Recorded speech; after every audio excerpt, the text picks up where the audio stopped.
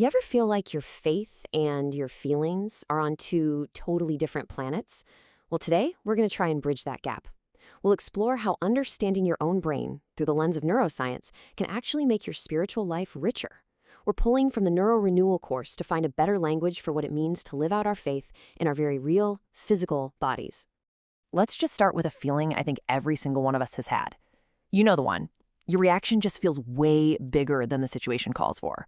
Maybe it's a short text message or a certain tone of voice, and suddenly your heart's pounding. It feels like you've been hijacked by your own body. And this quote, "I know this should not affect me so much, but it does," man, it just perfectly captures that tug of war between what our head knows and what our body feels. And that feeling creates a huge dilemma, especially for people like pastors and counselors. How do you actually help someone whose struggles feel so physical, so embodied? And when we say embodied, we're really just talking about the simple fact that we live our lives in and through our physical bodies. That right there is the core question we're digging into. See, without a good way to talk about these physical reactions, it's so easy to fall into one of two traps. On one side, we can over-spiritualize the whole thing, treating a surge of fear as only a spiritual problem, which honestly just piles on the guilt. Or on the other side, we might just give up, writing off these physical reactions as proof that someone is beyond help. Either way, the person is left feeling even more alone. So let's be super clear. This is not about turning pastors into brain surgeons. Not at all. It's about giving them better tools to avoid confusion, to understand what distress actually feels like from the inside, and to just grow in compassion. It gives them a way to say, okay, what you're feeling, that intense physical reaction, that makes sense. Now let's talk about how to meet that feeling with wisdom and truth. To really build that kind of framework, we have to start with a foundational theological idea, one that keeps us from ever splitting our faith from our biology. And that's the idea of the integrated person. The Christian faith has always pushed back against the idea that we're just a collection of separate parts. This concept of the integrated person is so important. We aren't ghosts driving a machine. We're not souls trapped inside a body. Our physical life, our inner thoughts, our spiritual selves, they're all woven together into one unified person.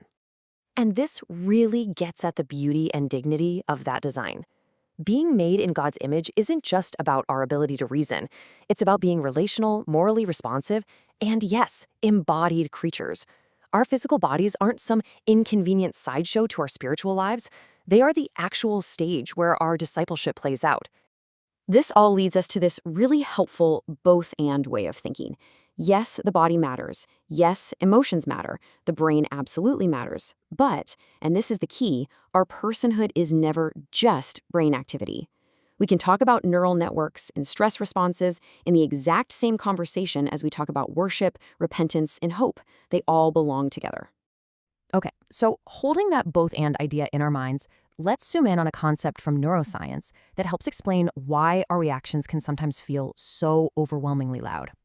The key word here is salience. Honestly, the best way to think of it is like a volume knob in your brain.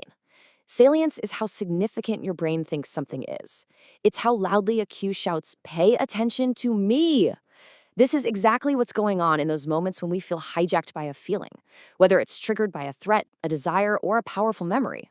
And this example is perfect. For one person, a delayed text is whatever, a minor annoyance. But for another person, maybe their past experiences have given that silence a whole different meaning. For them, that same delay becomes highly salient. It feels like a massive threat. The situation is identical, but for one person, the brain's volume knob is cranked to 11. And this whole reaction happens in a flash. It's this lightning-fast chain of events. First, a cue grabs your attention. Then, bam, a meaning from your past rushes in. Next, your body has a real physical reaction. And finally, an action follows. The most important thing to get here is that this entire chain reaction can happen before you even have a chance to think about it. Now, this might make it sound like we're just puppets of our brain's wiring, but we're not. So what can we do when our attention is so easily hijacked? Well, the answer has everything to do with discipline. Disciplining our attention.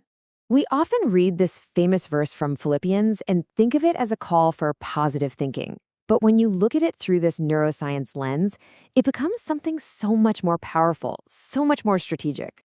This is not about just ignoring reality or thinking happy thoughts. It's a command to live a disciplined, attentional life. It's really a call to action, to actively push back, to contest salience. It's about you intentionally choosing which signals and which cues get to have authority in your mind. Now, I know this looks a little complicated, but the core idea is so simple and powerful. Neuroscience is basically confirming what faith has taught for a long, long time. Things like attention control and emotional regulation. Those aren't fixed traits you're just born with.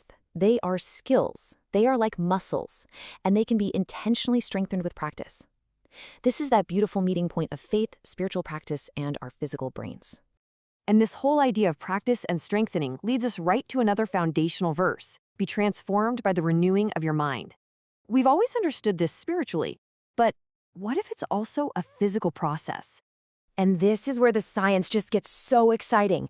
There's a concept called neuroplasticity. It's the God-designed reality that our brains are built to change. They can physically rewire themselves based on what we repeatedly pay attention to in practice. So here's the mind-blowing idea.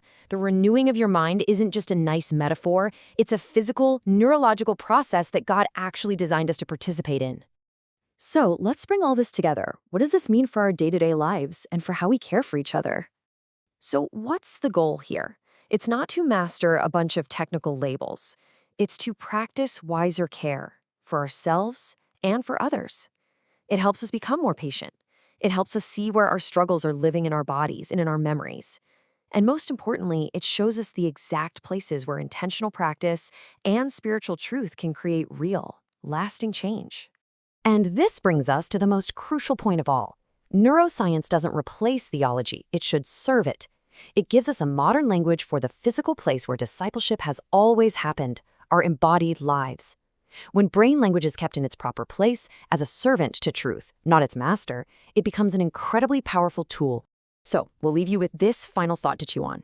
What if renewing your mind wasn't just a spiritual idea, but a concrete, embodied practice that God has physically designed you for? What would change in your life starting today if you really, truly believe that?